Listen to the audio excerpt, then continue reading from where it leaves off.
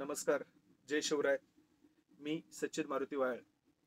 बाजूच्या बॉक्समध्ये आपण जी व्यक्ती पाहत आहात ते आमचे परम मित्र, आमचे चुलत भाऊ कैलासवासी श्री प्रदीप विनायक वायाळ.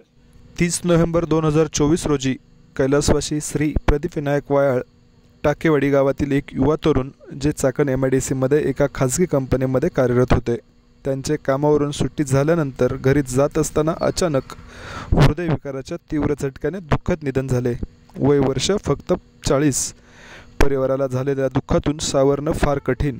अशा परिस्थितीमध्ये टाकेवाडी ग्रामस्थांनी दशक्रियेच्या निमित्ताने उपस्थित सर्व नातेवाईक, आप्तेष्ट, मित्र, परिवार, उपस्थित नागरिक यांना आर्थिक मदतीचे आवाहन केले की जेणेकरून प्रदीपचा 12 वर्षांचा मुलगा, त्याचे शिक्षण आणि प्रदीपची पत्नी यांना त्यांच्या पुढील आयुष्यासाठी थोडी मदत होईल.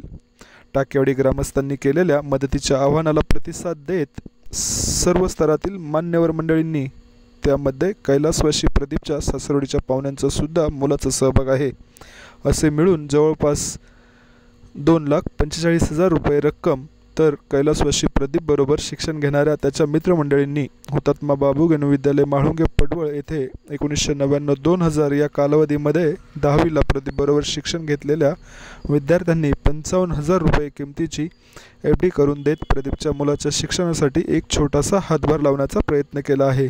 एक वेळ सुखात नाही पण दुःखात सहभागी होऊन या सर्वच मंडळींनी परिवाराला सावरण्यासाठी जो हातभार लावण्याचा केलेला प्रयत्न आहे तो नक्कीच कौतुकास्पद आणि अभिमान वाटावा असाच आहे. आणि यातूनच माणुसकीचे दर्शन घडत आहे. टाकेवाडी गावच्या वतीने प्रतिनिधी म्हणून शिवाजी शिंदे, निलेश शिंदे आणि सचिन वायाळ यांनी जमा झालेली संपूर्ण रक्कम कैलासवासी प्रदीप विनायक वायाळ यांच्या कुटुंबाकडे सुपूर्द केली. अचानक प्रदीपचं आपल्यातून जाणं फारच दुःखद. आपली मदत परिवाराला दुःखातून सावरण्यासाठी नक्कीच बळ देईल. अशीच साथ राहू द्या. धन्यवाद.